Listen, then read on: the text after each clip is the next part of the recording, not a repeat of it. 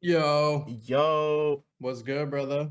I'm tired. Oh, It's been a long I'm day, so dude. sorry for running so late, homie. I fucking got home later than expected and just took me longer to get ready than I thought. I'm sorry, brother. Nah, bro, you're completely fine. Like it's been like a really busy day overall, especially for, like on my end, just promoting everything. Uh, Hell yeah, what you been into? so recently I had that video drop with Demon and his record label. So that's like what I'm mainly helping him out with in terms of like the shorts and everything. Trying to just structure like the next couple of people that I'm actually working on getting videos with, and No, hoping I can actually get like a big vlog of all the places that I've been this year. So sweet. Yeah, hoping that'd be hoping sick. that can actually get that locked in. Fuck yeah, dude. Good shit. Well, shit, I think I'm pretty much ready to go. God Cool, damn. dude. Oh my god. It's so fucking bright, Jesus. What's that? My second monitor is so bright and I'm used to it, but just because it's like almost 8 o'clock at night and it's daylight savings time, I'm not used to like it getting so dark so quickly. I feel you sometimes. Like, I'll be on my shit late at night and turn on the computer and I'm like, Jesus Christ, is this thing really always this bright? Like, Yeah, God dude. damn. Dark mode 24/7. I can't do this right now. The only reason that it's like a little bright is mainly because I'm on like Google Docs right now, and like I don't have dark mode for Google Docs. I used to have it, but I literally had to reset my entire computer because I got a new desk and I had to move a lot of shit around. But yeah. I feel you. Let me just turn you up a little bit because I actually had everything down earlier a second ago, but should be good, should be set and ready to go. Just give a little introduction, just how you pronounce your name, etc., just like that. Yeah. So my name is Saint Pond. Well, my name is Trevor, but I go by Saint Pond, based out of Baltimore, Maryland, 27 years old. Sweet. Yeah.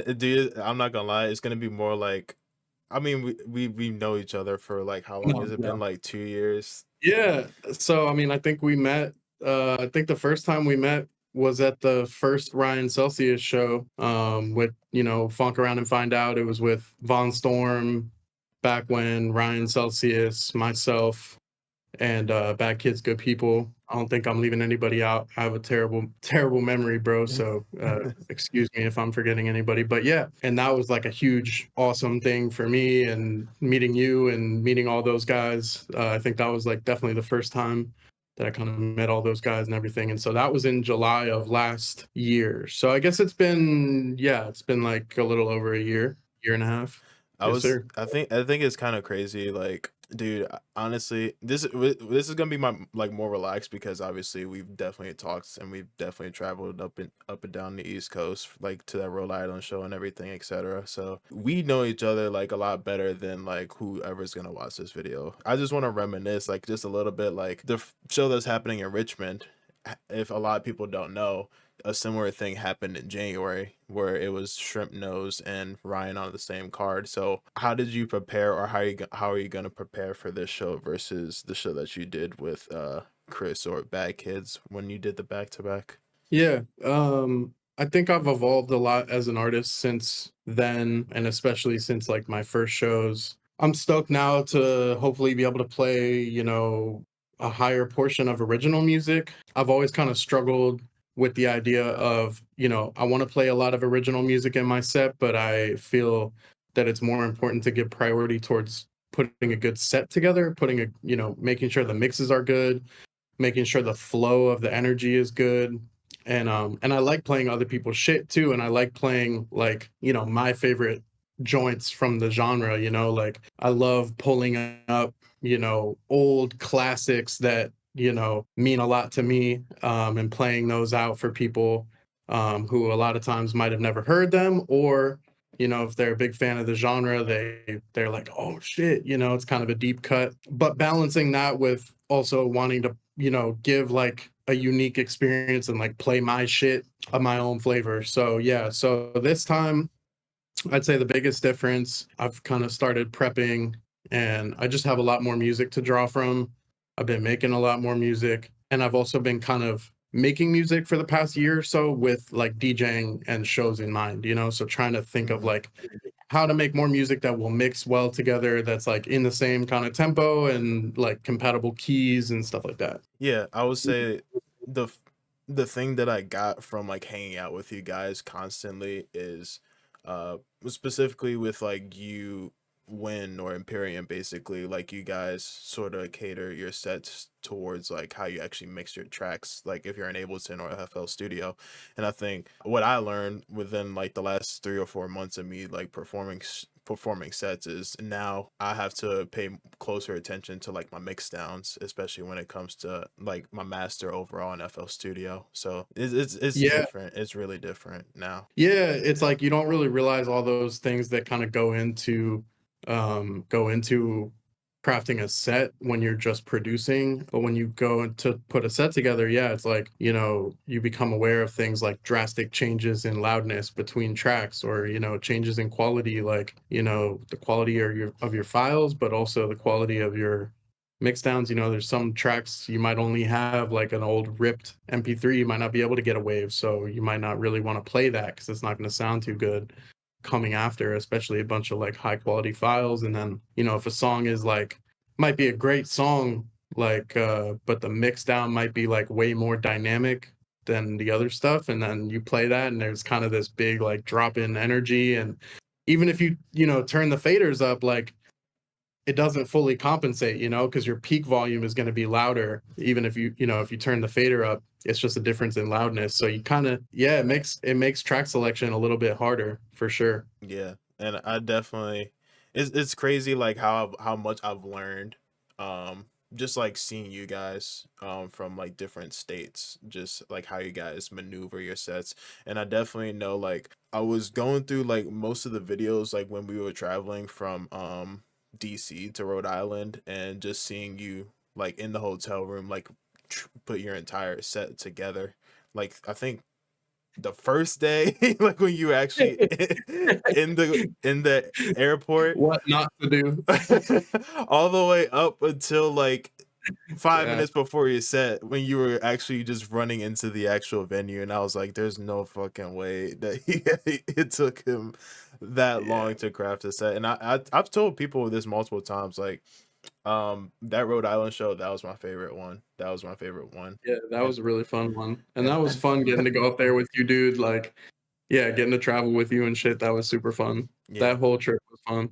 Yeah, definitely. I Yeah, think it's just funny just seeing you from time that we went from the airport to all the way to like seeing you bro. run in. I think you still had your laptop at that time, and you were just still like prepping your cue points and everything, which was Yeah, and I literally like walked into the venue like at my set time. Like, like I walked in the venue and walked directly on stage, and like, oh my god, dude. Yeah, that's definitely like what not to do. I was just like super busy, dude, and like sometimes I procrastinate putting my set together too. Like it's crazy. Like I'll like leave it until the last like minute, and like not the last minute, but like I won't give myself enough time necessarily. So it's something I've gotten better at too. But yeah, it's like Jesus, man, that was crazy. But hey, it worked out.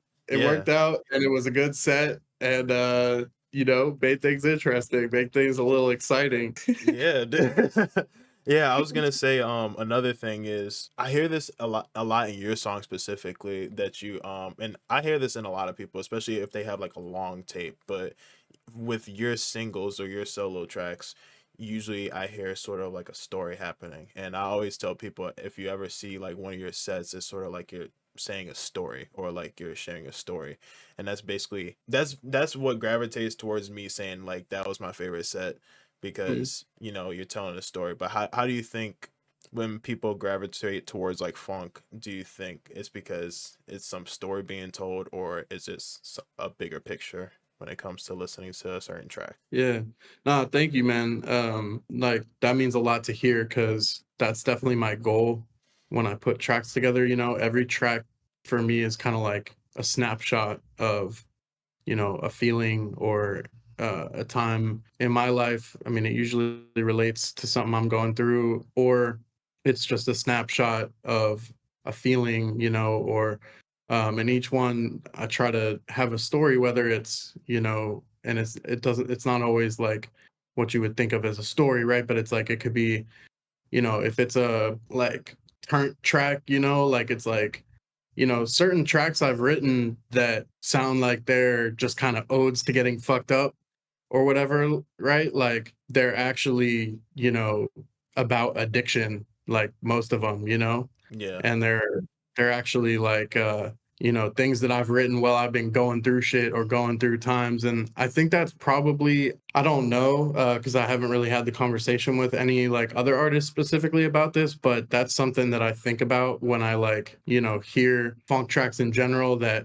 you know, it's easy to just kind of see them as these like superficial, like, you know, especially the ones that are about, you know, syrup or about like weed or whatever. There's like a lot of funk tracks, and they're not all created equal, but the really good ones express something kind of like fundamental about like a life experience, you know, like a fundamental truth of like that double-edged sword. Like, you know, the songs that they might be like a happy kind of getting fucked up anthem Yeah. type, but underneath that there's like a melancholy, like there's a darkness in it that makes it such a compelling song. And I know, you know, it's like a lot of artists in general, but also in funk, you know, have had their struggles with substance and with addiction, and it kind of is a component, it plays a component of all of what this culture, you know, comes from and comes out of and is sort of evolving from and with. And you know, the originators of this shit, you know, Screw and them, like it's part of it. So yeah, I feel like that's part of what makes funk relatable for sure. And not just relatable, but what makes it mean something to people, you know, is like you hear it and it captures a feeling. You know, I've heard people say like funk is a feeling, which is a little corny to me, but like it's true. Yeah, because I was gonna say one of the songs that I listen to a lot for that, and I have it on repeat a lot, and I was actually listening to it like when I was actually typing everything was Twice. That was Oh, hey. like I really. It's not even just a mix down; it's just like the beginning portion and then the vocal that you chose. Like you could definitely feel the emotion overall through the track. I think one person that I think I don't think he makes funk anymore, but I think it's Goopel. Like Yeah. he definitely is like somebody that I feel like tells a story. It's not even the acapella because I doubt that he uses whole songs for acapellas or like a whole ass track or like a whole rip, but just like the sample choice that he uses, you can definitely tell like it's a feeling over anything. Yeah. Google stuff is awesome. Yeah. So going back to actually this is gonna tie into like two different separate questions. How did you learn funk, or like who was your gateway to the actual genre? Yeah, it started when I was in my senior year of high school. So that would have been 2000, like late 2015, 2016. And I had a buddy named Eli. We were close homies, and we were like my last year of school, we were in this small alternative boarding school in Vermont. So it was like a real unique experience. Like, you know, so we were living already together in a dorm, and like, you know, his and my rooms were right next to each other and shit. And we were both into music and producing, and we have both influenced each other in a lot of super cool ways. And I give credit to Eli for exposing me to funk for the first time. I think he was just into that whole, like the whole early wave, like like Shamana, and fuck man, I'm gonna like Vamp was there, Smokey, I remember for sure. Backwood Boy was big. Yeah. Like I'm trying to think of like some of the other artists that Isn't uh couldn't Cisco be what's that? couldn't Cisco be in that era? Like I can't remember. It could be. I don't know if I was like shown Cisco or found Cisco back then. Okay. But yeah, I'm not actually not super familiar with their stuff. But yeah, there was, oh, and Jason Rich Beats at that time, you know. And I remember like distinctly, like one of the tracks that made a huge impact on me was Long Live El Chapo. Like that song was like, bro, that was my favorite song for months. And I used to just listen to that shit on repeat. And I fucking loved it, bro. And like, you know, I had already been producing for maybe like 3 or 4 years at that time. And my biggest influence had been Lex Luger, you know, like that whole 808 Mafia sound. you know, Southside, Lex, Sunny Digital, like Metro, like all them. Really, Lex was like my idol, you know, still at that time. And so I remember hearing this shit for the first time and being like, yo, like, this is like Lex Luger's production, but on like a whole nother level, you know, of like mix down. It was way the mix downs were way louder and fatter, and they were pushing the kicks way harder. Like the kicks were hitting way harder, and like, you know, especially with Rich Beats, you know, with Jason Rich's shit, like all his like percussion and like hi-hats and shit were like all stereo and shit, which I had like not really heard before. And it was just crazy to me. And like I didn't know how to do that. Like, you know, like at that time, like I was such an inexperienced producer. I, you know, had such little knowledge of, you know, production techniques really back then. In retrospect, that like it was like magic to me, like hearing all that. Like I was just like, whoa, because I recognized the samples and the sounds, but it was like, whoa, but it was pulling from like a lot of the rap that I like fucked with heavy, you know, like.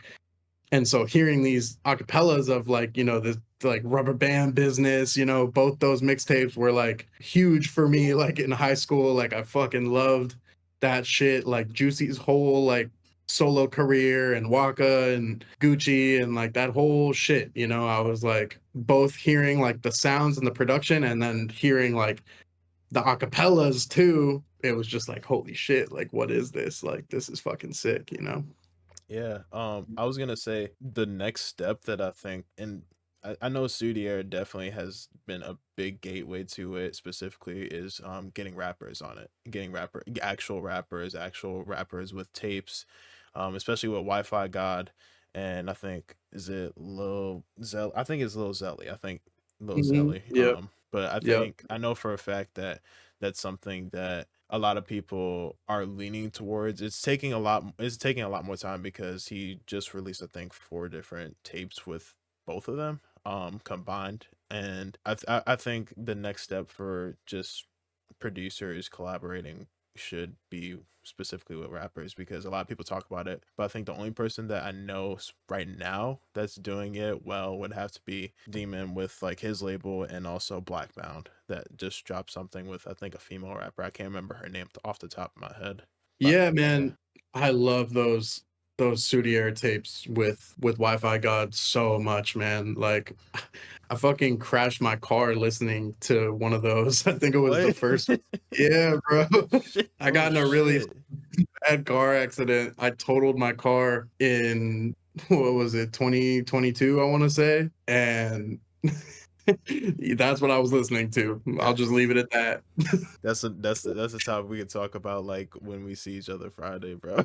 But just to say that that was my shit for months. I had that on repeat. Both those tapes are incredible to me. Sudier brings out the best in Wi-Fi God. Like, you know, Wi-Fi God is awesome, but like him and Sudier when they mesh on that sound, it's like elevates both to another level. So yeah, but to your point, I agree. And I mean, I think there's this question that comes up for people of like, so is this just like hip hop or like is this funk? And like that's where it does kind of go back to that feeling thing where it's like, okay, like you listen to the Wi-Fi God and Sudier tape and it's like, yeah, this is a hip hop mixtape, but it's also like a funk tape in a sense. Like the beats, the samples, the sensibility, the vibe, like it's all still very like funk, you know, and it's different feeling than just like southern hip hop or like Yeah. trap music or like it's not Atlanta trap, it's not like strictly like a Houston sound, you know, it's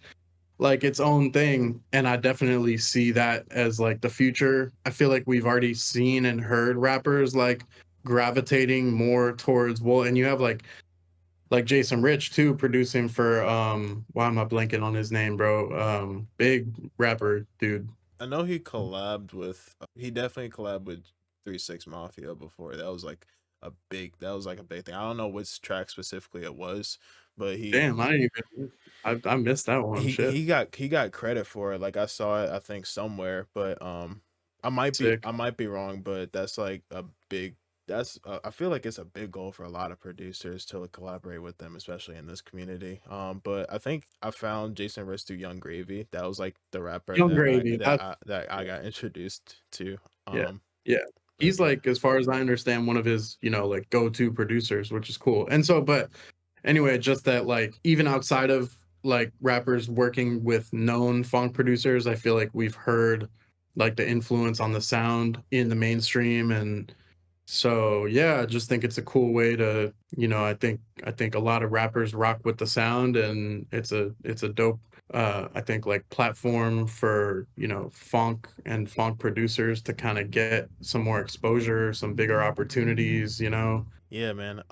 So for I actually first release that I know of that went on your SoundCloud because you just talked about you were producing for longer than I actually expected because the first release on your SoundCloud publicly is 30 sets Yep. about 2.5 years ago, like March of 2022. And that was my question. Was that your initial drop, especially when it came to this genre specifically? Yeah, that was the first thing I ever put out for funk, and that was the first music that I released since I was like probably in high school. Cuz I've been producing, I started producing in like around 2011, in 2011 I'm pretty sure. And it's been a long journey, and I've gone through like a lot of different phases, but and different like project names and like whatever. So it's like, I was uploading like beats to SoundCloud and stuff in high school, like under a totally different name. And then like I had, a couple different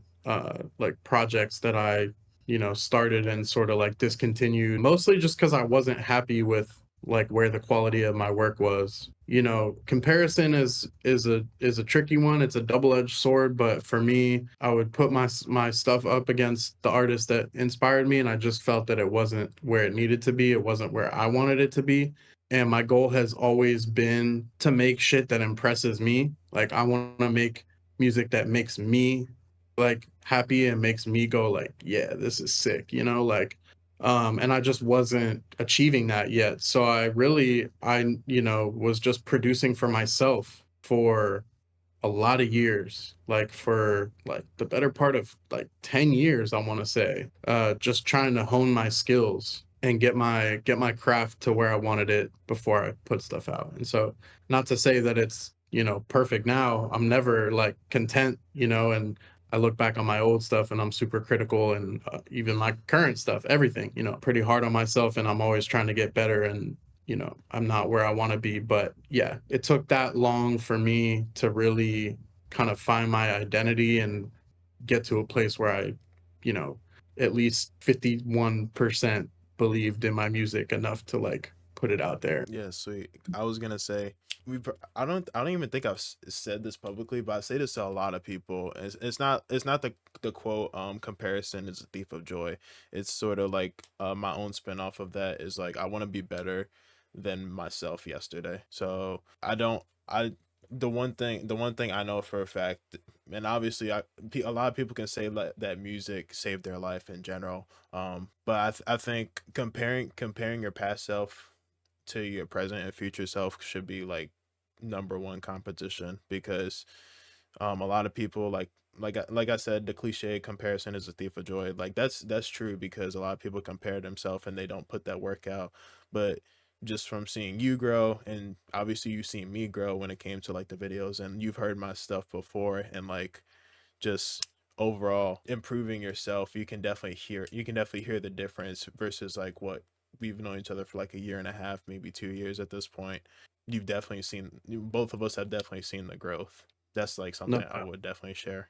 yeah, no doubt. And I think it's huge for newer producers or anybody who's anxious to get their work out. I mean, I was so eager to share my work and everything when I first started, but I think and there's nothing wrong with that, but I think also there's a huge virtue in honing your craft and getting your craft to where you want it to be. It's never going to be perfect. You're never going to stop, honing it and making it better, but at least getting it to a place where you can, kind of say like, all right, cool, like, this is like good enough. Like this is like pretty good. Like, I believe in this before you put stuff out there, because there's no rush, you know. I think it's healthy to go through the process of studying and learning and honing your craft without, you know, the incentive should be the work and focusing on the work and the craft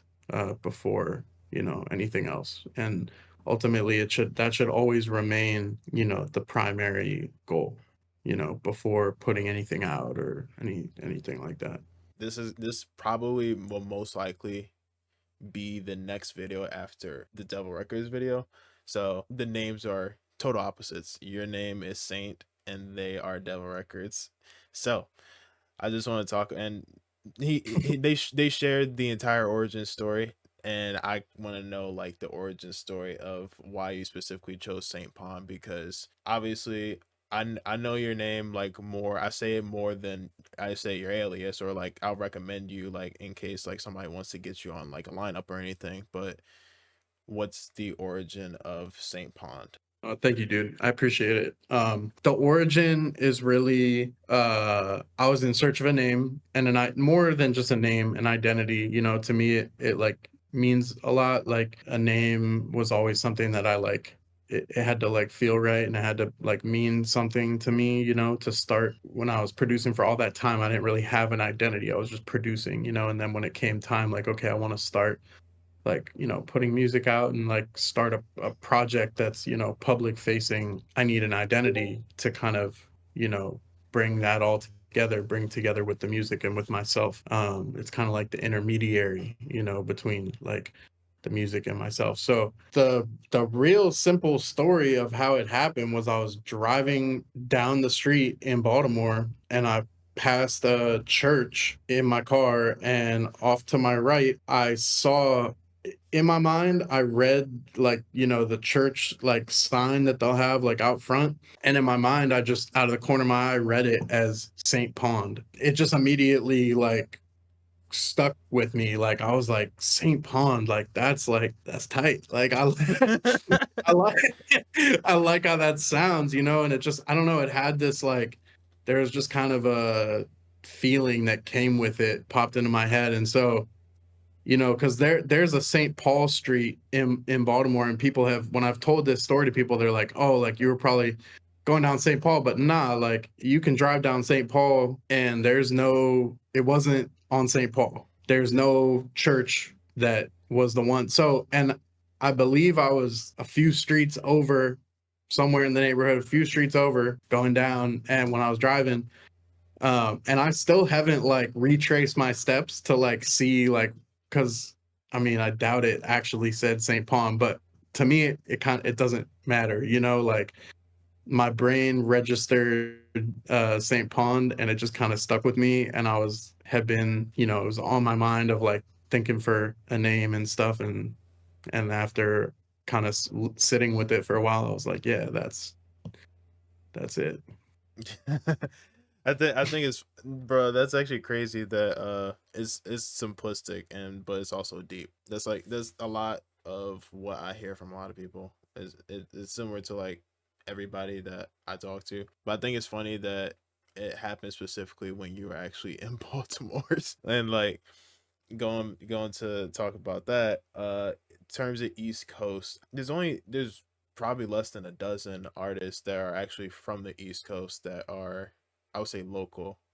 When you count PA, Virginia, Maryland, do you think that it could be that this overall region would be, I don't even know how to say it. I wish I could say a melting pot, but do you think it can be something similar to how people gravitate towards like Denver or gravitate towards Texas when it comes to the shows? Because you and me have both talked about the history of Baltimore when it comes to the music, the not even the underground scene, but the club scene here. Um, Yeah. how do you think this genre specifically could bring that level towards the East Coast or the DMV area specifically? Yeah, I mean, so far it's definitely been, you know, the part of the trifecta of Denver, Dallas, and the DMV, you know, Baltimore, DC. And yeah, I mean, those are really the like three, you know, cities where, you know, the most consistent funk stuff has been going on, shows and everything, since the beginning. And there's also just like a really good cluster of talent in this area. And I think in all of those areas, right? Like there's a solid chunk of producers here on the East Coast, you know, within driving range of here.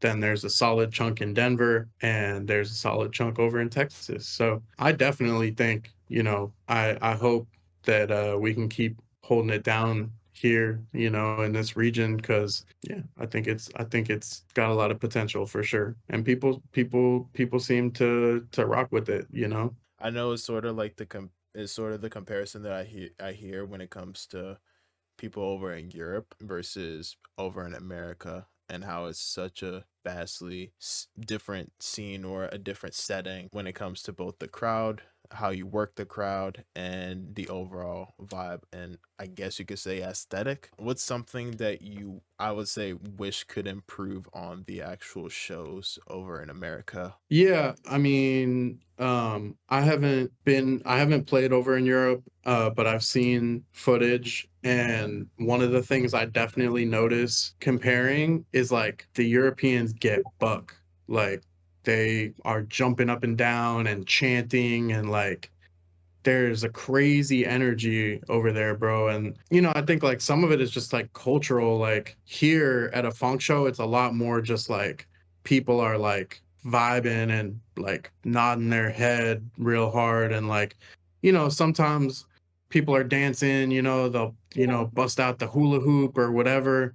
So it's not to say that people definitely aren't dancing, because people are definitely dancing here too, but in Europe, it's not even dancing. It's like Actual. fucking like not moshing, but like just going dumb, you know? Like, and I mean, I would love to see that kind of energy, you know, but I also just think it's just different. It's just different crowds. It's, you know, different culture and stuff like that. But and the shows here have been amazing. You know, just getting to do funk shows period feels like a dream. I mean, it is a dream, and feels very surreal. I'm very grateful just having an audience period, let alone people there like, you know, really getting into it and dancing and everything. It's awesome, man. I couldn't ask for more than that. Yeah, dude. I was gonna say, damn, I literally just forgot. What was actually, yeah, what is, we talked about it when it came to the Rhode Island show, and then I think the first stop of the End of Underground tour being in the 8x10. I think that's what it was called. The very first one in Yeah, Baltimore. the first one was at the 8x10. Yep. Okay, okay. What has been, because I literally went through as much as I possibly could when it came to like your Instagram, when it came to like the shows you performed, and also the, not just the venues, but also I think you also performed at Big Dub and the Firelights Festival. I'm actually trying to scroll through it so I can remember the names and not get anything wrong. But what's a memory, or not even a memory, but what was your favorite show that you performed so far since actually performing live? Oh man.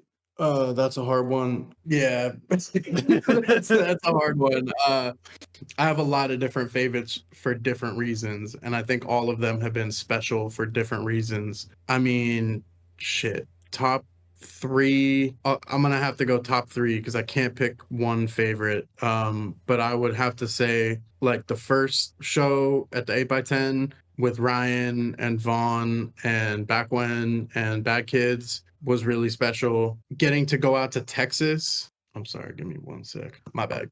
Getting to go out to Texas was really incredible, and hang out with Caliber and Daddy Dirty and Ponsuda.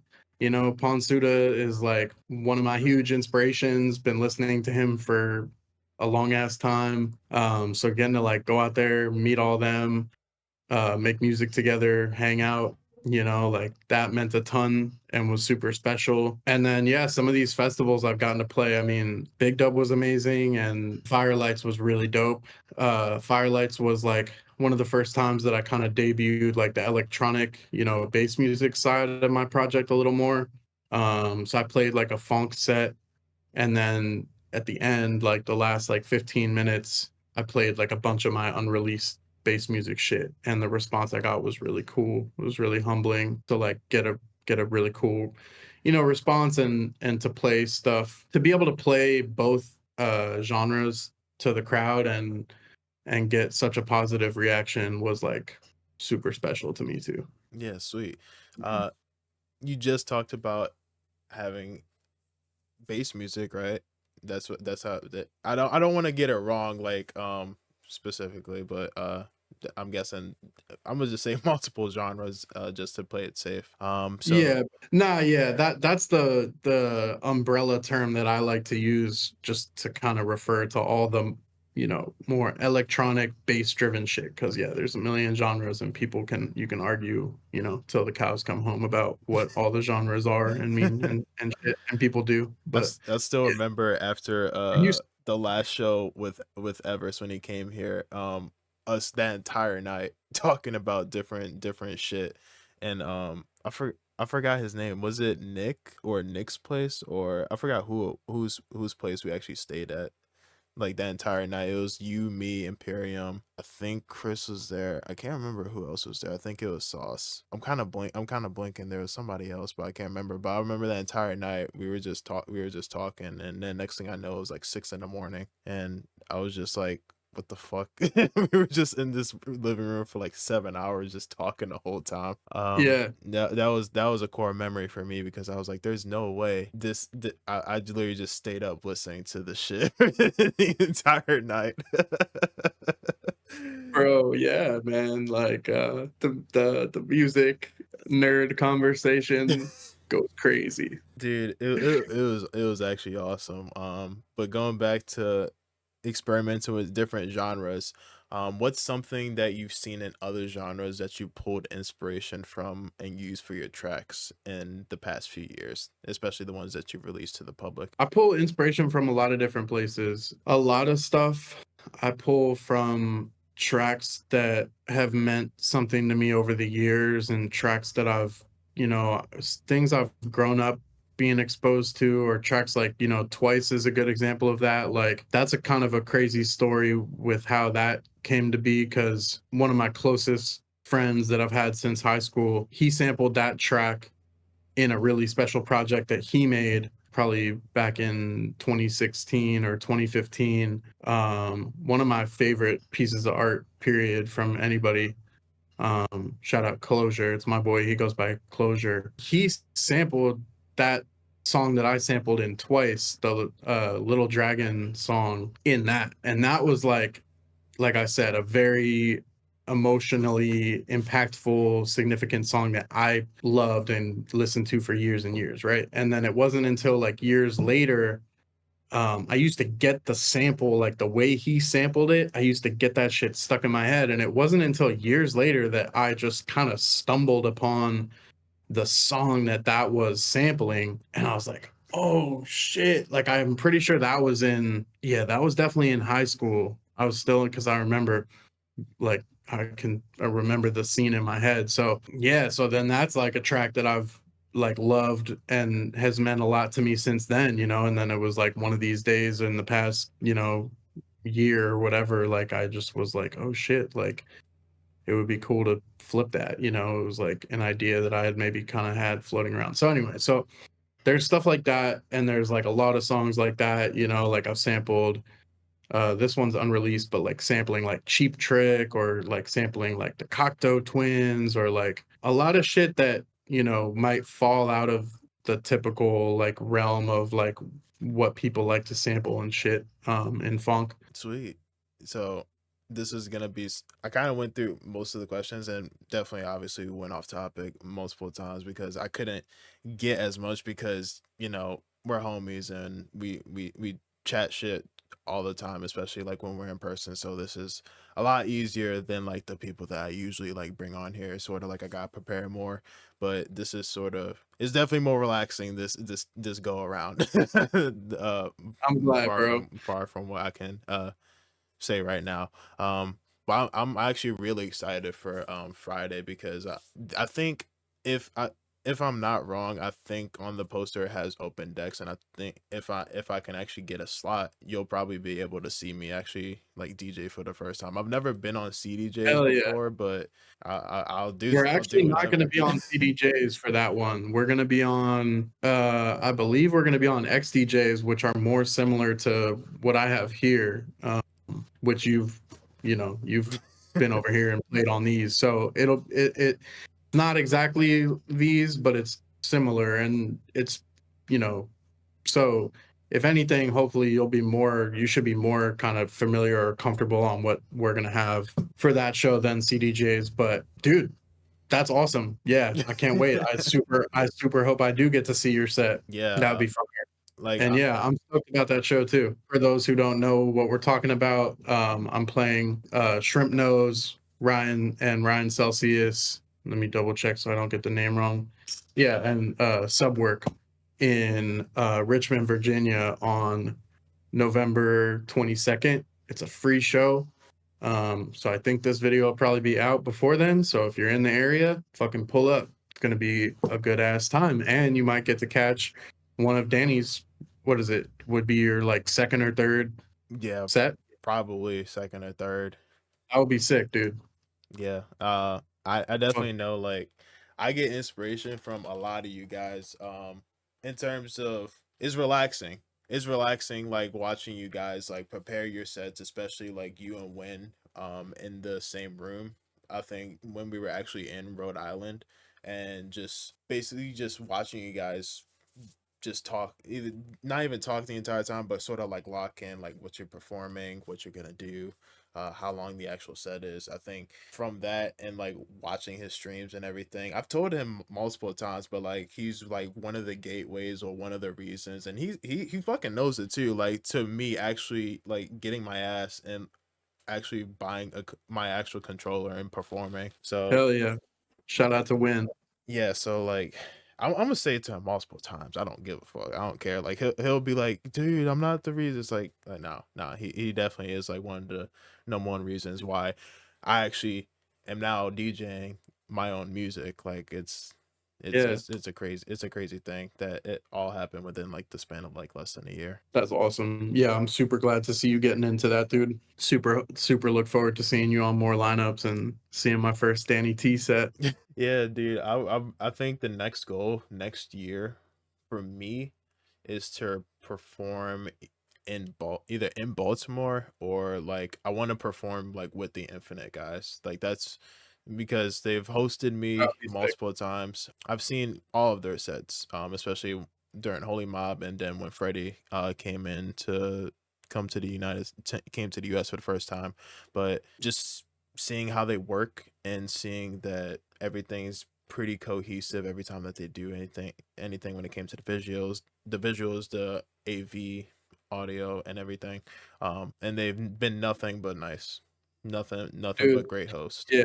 Those guys are the best. Like shout out to the whole Infinite.wav Dallas crew, dude. Like yeah, Daddy Dirty, Ponsuda, Bright Ideas, that whole crew out there. They're some of the nicest dudes, and they're putting on such proper stuff. Like the last few shows, they've gone to a new venue that looks awesome. They've had go-go dancers, they've had visuals, the production is crazy, the sound is proper. So huge shout out to them. They're the fucking homies, fucking doing it right. And they were like some of the first people to like bring me out of state too. And like that was crazy, like playing with Ponsuda and Caliber and Daddy Dirty and all them.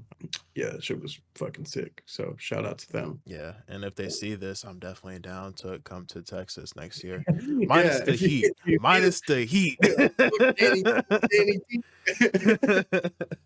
Yeah, dog. Man. Yeah, I look forward to hopefully going back out to Texas soon too, man. So fucking put it out there into the universe. Yeah, that's definitely like a big goal. I know my friends not even hate me, but they're like, "All right, where are you going this month when it comes to traveling?" Because I've definitely stepped it up when it came to like seeing shows and performing shows this year. I definitely not just want to get my name out there, but I just want to see like who's out there. because I love just meeting new people like within like the last year and a half. Like every single time I go to a show, there's somebody either that I've found out about, I listen to, or that they know me. And I'm like, what?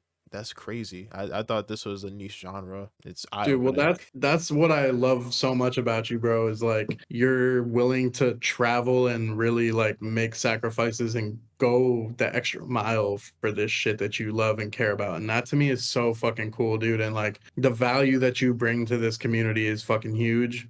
You know, like that you're like to my mind, you're the first person to really bridge that gap. I can't think of anybody else who has bridged the gap between like real life shit, you know, and the funk community online and making videos and doing interviews and vlogging, you know, and pulling up to shows and, you know, actually forming relationships, you know, and it's like you're the fucking homie, you know, like now it's like it's created it, yeah, bro, like and the fact that we're both from Baltimore, you know, is just super fucking cool. And like, dude, like your this is how culture builds. Like this is how culture gets built upon and spreads and, you know, expands, you know, is people like you.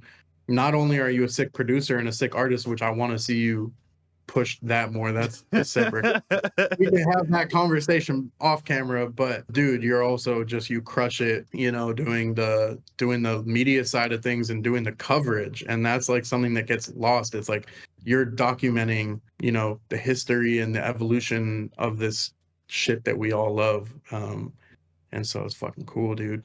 So thank you. And it's like, you know, you having me on here today is like a huge, like, it's fucking awesome, dude. It's a fucking honor to be on here with you and shit, and to have you ask me to do this. And I fucking, yeah, just, you know, shout out to you, bro. Yeah, dude, I appreciate it. It's like two things I want to say. It's like if not who, and also if I don't cover it, basically if I don't cover it, who's gonna cover it. And one thing I do want to say, I tell the same story to everybody, and it's true. It's honestly true. Like funk, I must say it, but people don't know like this portion. But like I got out of a relationship, but through the pandemic, I basically found the genre and I fell in love with it. Like a lot of people fall in love with music. This is what I fell in love with. Like I've Yeah. like within the last year I've sacrificed so much time, so much money just going everywhere. People I don't talk about it a lot, but if I were to do this or like do the media coverage for any of this stuff, I would do that in a heartbeat. Like I honestly would. Like if it's something to do with this, something to do with the underground scene, whether it's media coverage of anything. I mean, I do out of pure passion just because one, it saves my life, and it's definitely saved a lot of my friends' lives. My story is gonna stay the same because it's true. Like this is I'm a active living person that is following something that I care about, and I don't want it to die. Even though people is like, oh, funk's gonna die. No, I highly doubt it because if a genre died, then music would die. Like you can't live without music. That's just impossible. Yeah, dude, beautifully said. And you know, genres evolve, things evolve, culture evolves, you know, things don't just die, you know, you know, genres might not exist in the form that they once did. That doesn't mean that they didn't give birth and transform into something new and spawn a whole bunch of other things and inspire shit. So the notion that funk's gonna die, I just disagree with that on a fundamental level as far as how culture and music and everything works. And when it comes to what you're saying about, you know, funk saved your life, like I would say the same thing. You know, music is absolutely an instrumental part of why I'm still here, like on this earth, you know. And this project, this whole, you know, the whole St. Paul project has really been a tool. And you know, like part of the dedication that I made when I was starting it was, you know, when I started the project, I was in one of the darkest periods of my life. And I think a lot of people can relate to this coming, you know, after the pandemic. It felt like we lost those years, you know, and like those years got really dark for a lot of people, including me. not a totally different story than you, you know? It's like I had also like, you know, had a multi-year, you know, relationship end and had ended up like alone, like living alone through a lot of the pandemic and super isolated. And I was really struggling at the time that I started this project. And you know, like part of the dedication that I made was like, this is going to be how I lift myself up out of this hole that I'm in, which really felt inescapable. I mean, I spent a lot of time feeling like, you know, I'm not going to be alive very much longer because I was in so much pain, and I was suffering so deeply. And music, you know, is what makes life meaningful for me. Music is what, you know, is like the thing that motivates me. It's crazy to say it, you know, but like music is what motivates me to like take care of myself, you know, to like fight for myself, is like so that I can express myself through music and, you know, pursue this shit that I'm passionate about. And it's what makes everything make sense. And so yeah, man, I mean, I relate to that on an intimate level. And you know, it's like the little tagline that I wrote like when I came up with the project was like many little prayers, and like there's like the sun emojis. Like so sounds so stupid, bro. And I mean, it is on some level stupid, but it was, you know, in context, it has meaning, you know, because it's like, oh yeah, you know, you do the little, you know, oh, what's my, you know, project tagline kind of thing gonna be like, you know, and people's projects often have that little tagline, right? Like Soudier is young Pirelli, right? Or like you know, people have a little like kind of thing that goes with their project, right? And so for me, like when I was literally putting together my, you know, all my pages and stuff, it was like many little prayers, you know, the sun behind the cloud, and then the sun halfway behind the cloud, and then the sun all the way out. And like to me, that was like my way of expressing in the, you know, whatever kind of goofy way or whatever.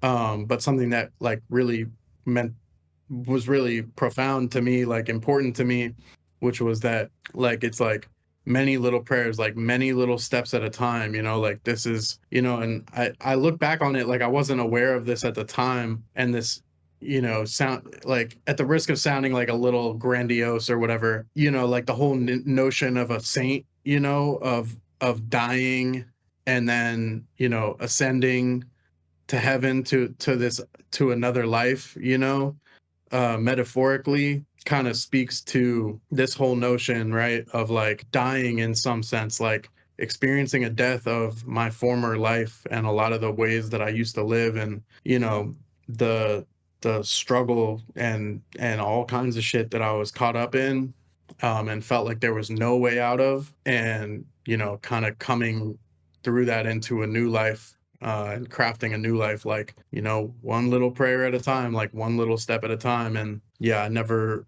could have really imagined, like I, yeah, didn't think I would be here, you know what I mean? Let alone like get to do some of this amazing shit. But so that's where it always comes back to for me, is like, yeah, like music is community, you know, music is love, music is a universal language that brings people together, you know, that connects with people, that gives life meaning, and that can help pull people through. And I think it's especially relevant right now, too, given the state of the world, man. I mean, world's always crazy, right? But things are crazy, and a lot of people are struggling. A lot of people are scared. You know, there's a part of me that can go, yeah, like, fuck, man, like, what the fuck is, you know, what am I doing? You know, like, what does this music shit mean? You know, like, can kind of question it, like, man, should I be like, how can I be trying to work towards making the world a better place? Like, what can I be doing to, you know, that, you know, in a way you can look at it and be like, this is like, you know, superficial. But then I come back to it and I'm like, nah, like I wouldn't be here without this music shit, like for real, like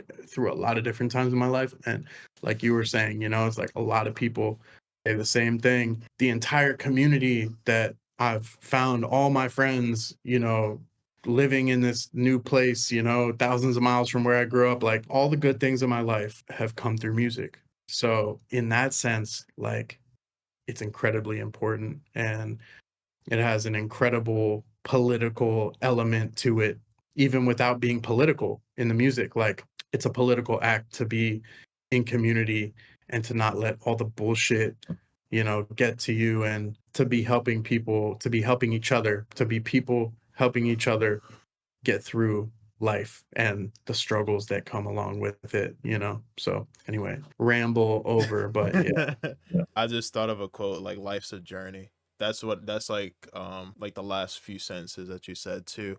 And then everybody talks about like politics and stuff, but I'm not gonna ramble about that shit because everybody fucking does it for me anyway. I don't feel And I like doing ramble, so you can definitely ramble if you want to. It's your show. Yeah, dude. I was gonna say, going back to that, there's a lot of people that are either celebrating, they're scared, they're terrified, they don't know what's gonna happen the next day or what's gonna be anticipated with like world leaders and blah blah blah and all this other stuff. Like talking about music or just having your mind catered towards like something that you're passionate about, it gets your mind, it not only one gets your mind off of it, but two, it can potentially save someone's life too. There's countless of my favorite tracks, specifically from Studier. Like I know it's Pirelli Volume 6 that like it's not his most streamed album or tape. It might not even be someone's favorite, but that's my like Pirelli 6. I think it's most likely Pirelli 6 is my favorite tape, and it definitely speaks a lot of volumes to me. Similar to how people come up and just say to like their favorite star. Let's just example. Let's just say I'm trying to think I'm trying to think of somebody right now. Okay, I'm gonna just say I was just listening to somebody earlier. Let's just okay. I'm gonna just say Ryan Celsius. Just say Ryan Celsius. Example, like I've visibly seen people go up to him and be like, and I could even ask him like on Friday too. It's like there's definitely been somebody come up to you and be like, thank you for saving me, or like thank you for saving my life. Like that's the impact that I definitely know that I want to have, because I like in the future I hope I live a long life, but I want to have that legacy of people get inspiration from like not just the tracks I made or just the person that I am, but just like what I did to impact their life. Because Yeah. videos are my format of like having that legacy, or like sharing what the genre has done, or just talking to other people, or just having a conversation with them, not just about what this community has done for me, but just like what my friends have done for me, like what anything under the sun has impacted me. Just having that aspect gives sort of a reason for people to live, in that regard, I would say. Couldn't have said it better, man. 100%. Yeah, it's like if I go through a list in my head of all the artists that I had to, you know, that I owe a part of my existence to, the list would be like unending, going all the way back to like shit. I mean, dude, my whole life, really, you know, but especially starting, you know, in middle school, like I can think of so many times, man. So many different eras in my life where music was what got me through. So yeah, Yeah. shit's real. Shit's powerful. And speaking of people and special people, your guest call outs were, I'm pretty sure it was Chris, but I'm gonna probably like have to go back. It was Bad Kids, and it was also Demon that actually called you out too on the last video that literally just dropped maybe like a few days ago. We've talked about multiple people, and at this point I've had about a couple dozen people on my channel at this point, with surprisingly within just this year so far. So who's somebody that you would want to see on a video? Oh shit, dude. Well, first of all, you put me on the spot. Well, first of all, much love to you, Chris, Bad Kids, Good People, and Young Demon. Shout out to y'all, fucking homies, man. Fucking love y'all. Who would I love to see? I mean, bro, you don't want me to just start rattling off like 1,000 names. You're gonna make me do that. But have you had Hoodie on here? When it came to the Funk Around guys, I've had all three of them, unless it's like a Oh, you've already solo had them episode. on? Yeah, I think I've had everybody on the So roster you've had the whole Funk Around roster basically? officially when it comes to you and I think Rectangle. Like that's like the only person I haven't gotten in contact with yet so far. But I've gotten all the Infinite guys with the exception of Trippy Main, and I got all the Funk Round guys with the exception of Rectangle. I mean, that's a lot of ground. That's a lot of ground that you've already covered. No, I'm trying to think, man. Well, yeah, I mean, I guess they could be anywhere in the world, right? Because I mean, yeah, you do this shit over Zoom. I gotta give shouts out to my squad, Marijuana Mafia, to the whole Marijuana Mafia crew. I think it would be dope for you to get them on. We did beat battle, not to and Demons part of that. We did a beat battle on the 808.wave server not too long ago. But yeah, shout out to all them. I'm gonna start naming names here, but again, the memory is not good, so please, please, please do not take it personally if I fucking forget your name. But yeah, Marijuana Mafia, Yoli, Olaf, Sage, Bad Kids, Young Demon, myself, oh Jesus, oh Jesus, My bad for putting you on the spot for no, that. no, I put myself on the spot. Sconji, bro, Companionless. I think I got everybody. All of them are fucking awesome. I'm also part of Tombstone Syndicate. I'm gonna just cover my bases. You know what? Just that way, it's just easier. It's just easier that way. But yeah, man, I don't need to really read it, but I'm part of Tombstone Syndicate with, Lunar Mantra, with Sekizo, with DJ T-Main, Space Amoeba, DJ Scene, Demon Skull, Lil Rocket Man's on there. Shout out to all of them. I mean, bro, I think it would be dope. You're like, bro, like any, like, bro, like, yeah, like any, fuck, who? So, I mean, because you've had Ponsuda, you had that whole crew. I've had Infinite, but people request to have an individual upon pseudo one. I'm actually not surprised, but I'm also gonna be surprised as well. But I haven't gotten NTS on here. That Okay, he, I was gonna say Intius. Intius would be sick. CU, fucking love CU's shit so much, dude. His shit is fucking crazy. You should have Odd on here. Have you had Local on here? yeah, yeah, Oh, yeah. fuck. I'm hitting, And I bro. know I'm you had, hitting everybody. I know you had Caliber, bro. No Sauce, Yeah, Rob Gigma. bro. Fucking love them boys. I really want them as a duo on here. That would be awesome. Bro, get them on as a duo. That would be so fire. I know. I just feel already like I'm fucking forgetting like people that I shouldn't be forgetting. So fuck, dude. But Good, yeah, you're good, dude. sorry. Not there's so Doing my many best, man. people. I'm doing my best. Have you had Vaughn on? He's either the first or second person I ever did, but that was like And you've done about a year Enoch, ago. right? Yeah, I want to do a second one with him because like I love the first one. That was hands down like my favorite episode I ever did. But I want to get a second one just because like I fucking love talking to Enoch Lips, bro. He's so cool to talk to. Yeah. Quan's awesome, dude. Yeah. Quan's been such a supportive dude and such a genuine dude. Like, yeah, fucking much love to Quan. Yeah, I was gonna say one person I really do want to get on here. I'm holding off on the Ryan Celsius one I'm gonna talk to him on Friday about that one. A lot of people want him on here. No one's recommended RJ Roland for that or Sudier Oh, because well, obviously.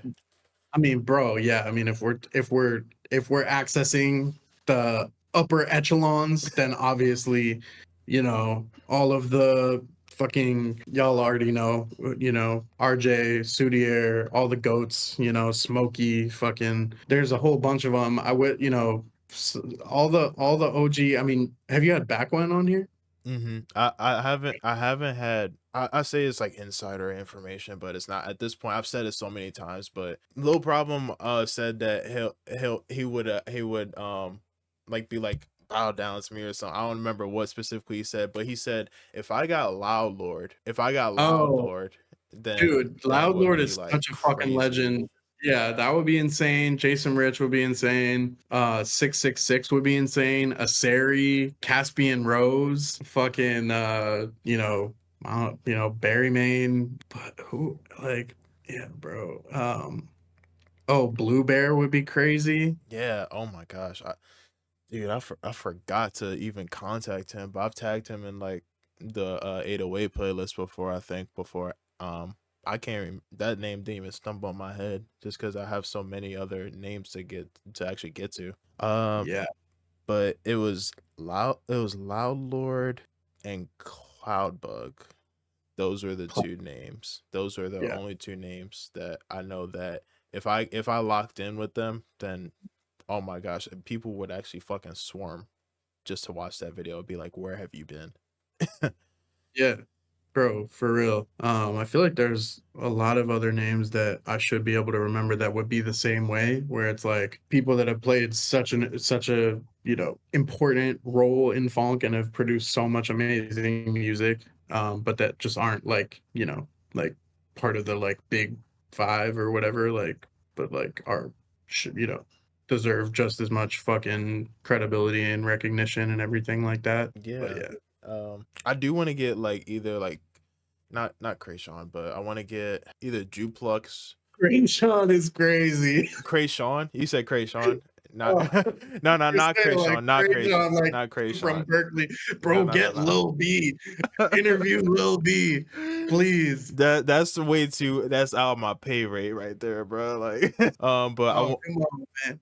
dog if I could either get Juplux or Luna Mantra, I want to have a conversation specifically with like Luna Mantra because I think she has a lot of aspects of the community that I probably wouldn't even think of Yeah, at she all.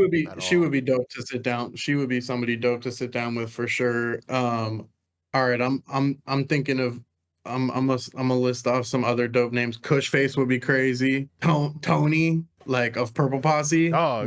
bro, one of the fucking goats. A fanboy too much Uh, from Eric D. I can't. Nah, I what's can't. that? I fanboyed too much when I did the video with Eric D. If I did one with Tony, life Eric D's complete, dog. amazing too.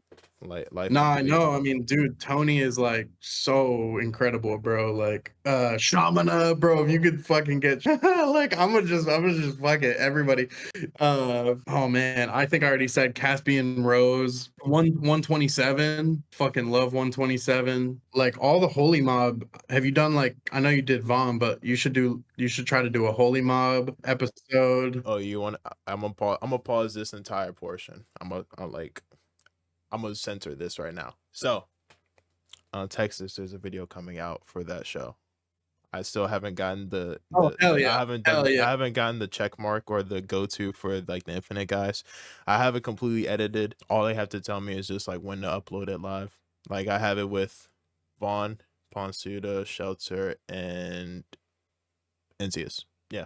Oh, dude, Yeah. fucking how could I forget the homie Research Chemicals? You definitely should talk to Research Chemicals. Are you hip to Research Chemicals? Mm-mm. You could DM me on Instagram, like their profile. Yeah, I'll connect y'all. But that's the fucking boy. He's fucking dope, dude. He makes funk Oh, and Crawdad Sniper. Crawdad Sniper. That's someone I I want to mean, get from the DMV. now you're Yeah. venturing outside of funk. So now you're fucking going crazy. You start mentioning people like Crawdad, and it's gonna be a whole nother slew of names coming into my mind. But yeah, I mean, bro, absolutely, it would be sick to have Crawdad on here. Mm-hmm. Absolutely. But Lunius, I don't know if you're hip to Lunius, like Nah. LU9IUS.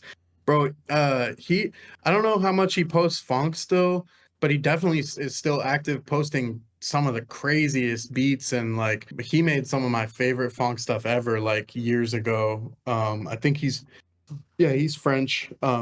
Shout out to all the French producers, man. There's so many fucking talented French people in funk. But dude, beside you, BSD.U, Yugi, um, Definitely beside you. I don't know where he is right now, but I know he's still posting. I know he's still posting for a fact. And I think, yeah. I think Oh, we, yeah, Spaced, yeah. Alleged, Weaver Beats. Gotta have Weaver Beats on. Bro, we named like at least like 30 people, like all North, together.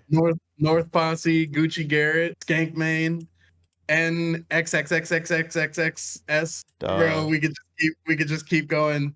But yeah, we'll cut ourselves off. But shout out to everybody. Like, Where fuck.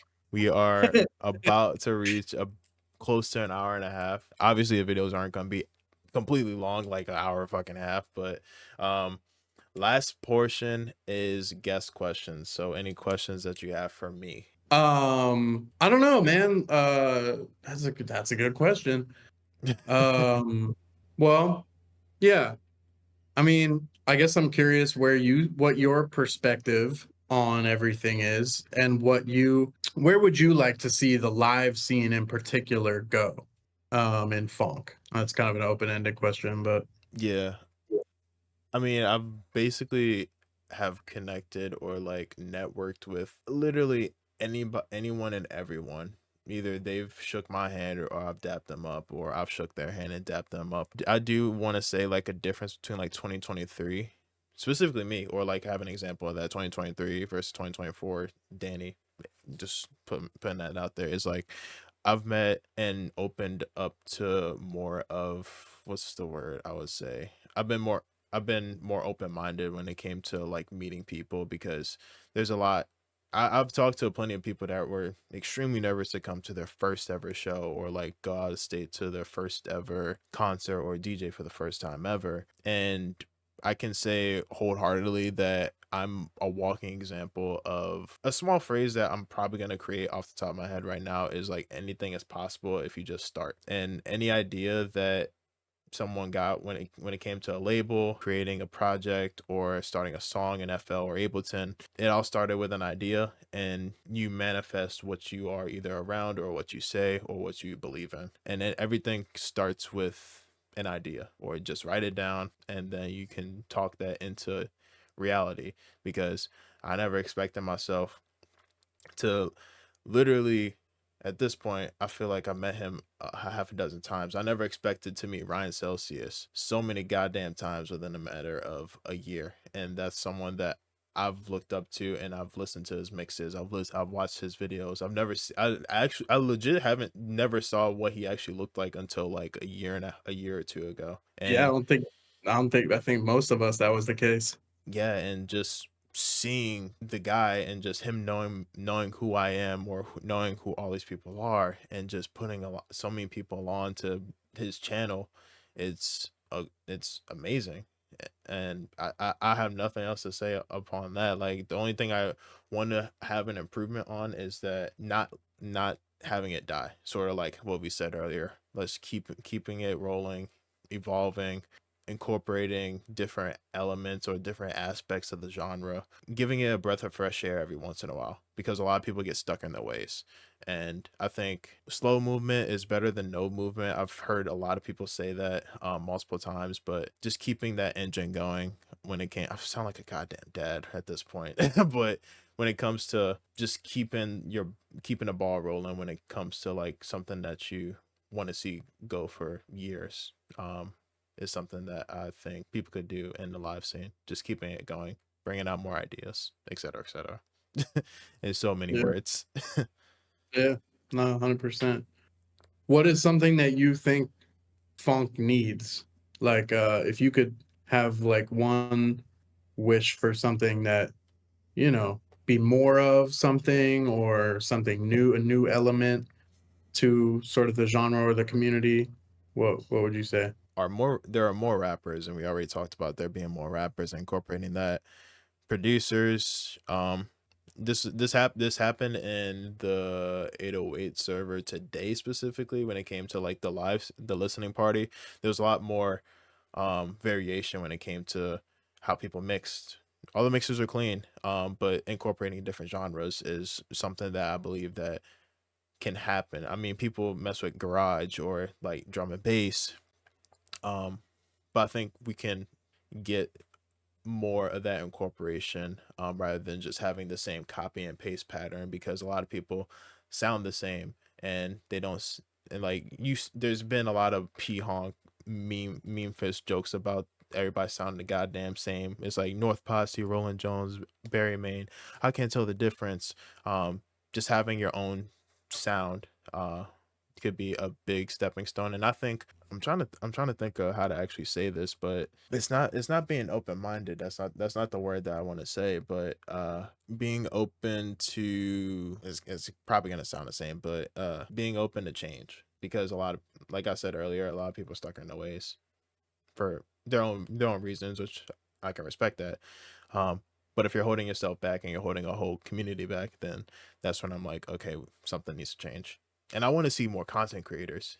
Like there's not a lot of people doing it consistently. There's more coming online though. Shout out to Phonklyfe. Yeah. He's like a big new one who's killing it. And like he's been super supportive of me. Just like he came out to we met at a show I played out in Columbus, Ohio. He pulled up, like drove out there. We hung out. Super cool dude.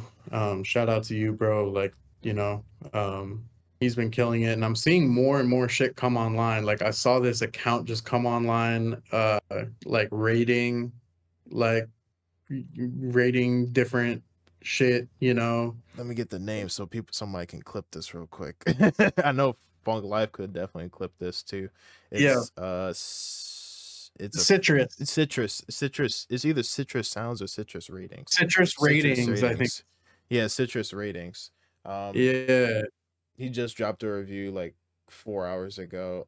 I'm gonna probably go through the Game is Tight 2 one real quick. He rated 9 out of 10. Game is Tight 2. yeah. I haven't heard it yet. He rated our Tombstone Syndicate tape. I think he gave it like a 5. He gave it like a really low rating.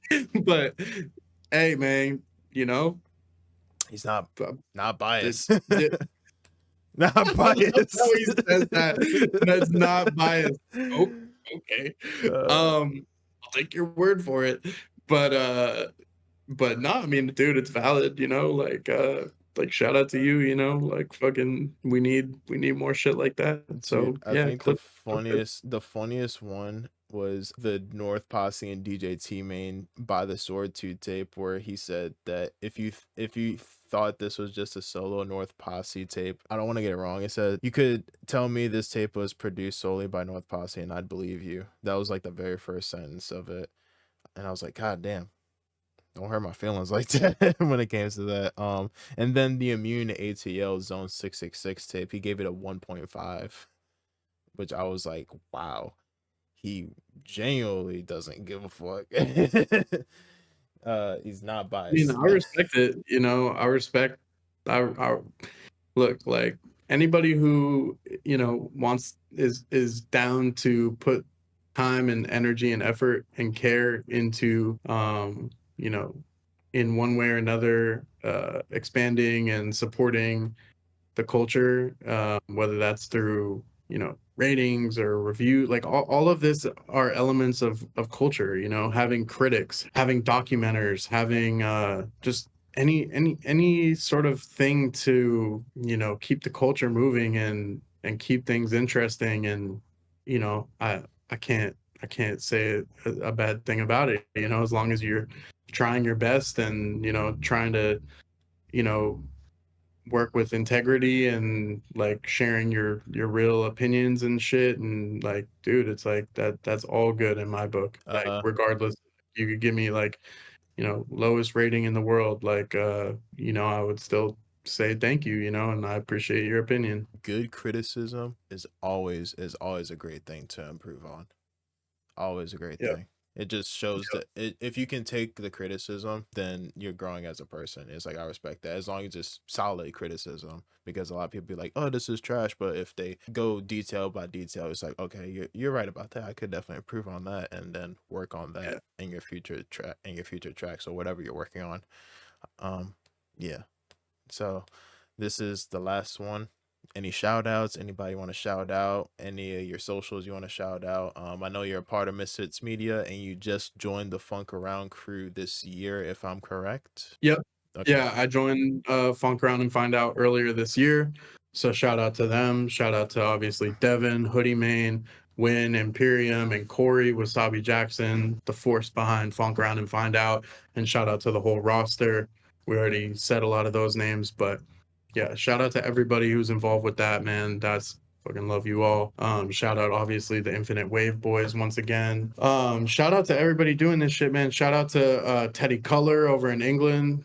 Shout out to you, man. Fucking big ups from the US to the UK. Love what you're doing with the Phonk show and having artists out there and shit. It's a dream of mine. I hope to come play over there with you someday. Shout out La Phonkerie, les amis français. Shout out. It's perfect. Marijuana Mafia, tous les gars de la France. Salut. Fucking shout out to all the French producers, dude. Man. But yeah, you know, I'm repping Charity Sound System, Misfit Media, Funk Around and Find Out, man, Marijuana Mafia, Tombstone Syndicate, Triple C, Cremwood. Shout out to them. Yeah. and shout out to all my homies. I mean, I'm kind of like limiting it to the funk realm because bro, like a ton of my homies and shit are like, you know, not in funk, like they're like bass music producers and shit. But shout out to all my homies, you know who you are, who inspire me, you know, all the local promoters around here, all the promoters that have helped me and supported me. Yeah, dude, shout out to everybody.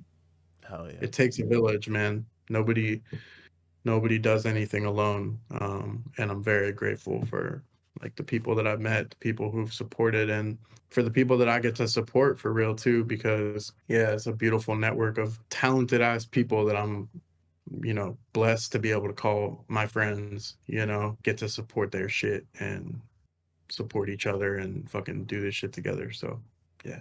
God bless.